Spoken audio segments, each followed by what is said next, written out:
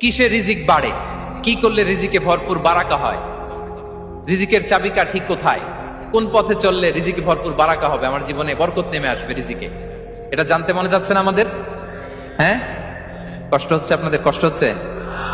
তাহলে কি করলে রিজিকে ভরপুর বারাকা হয়, কি করলে আমার জীবনে ভরপুর বারাকা নেমে আসে, এই পয়েন্টটাতে আমরা একটু আলোকপাত করি।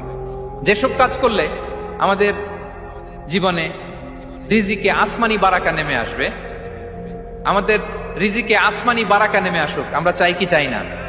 সবাই আমরা চাই নিশ্চয়ই।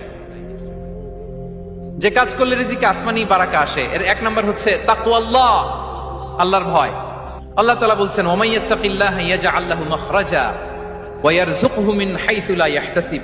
যে আল্লাহকে ভয় করে, যে আল্লাহ সচেতন, আল্লাহ তাকে মাখরাজ, মাখরাজ মানে কি জানেন? ওই যে এক্সিট লেখা না এদিকে, এই এক্সিটকে আরবিতে বলে মাখরাজ, মানে কোথাও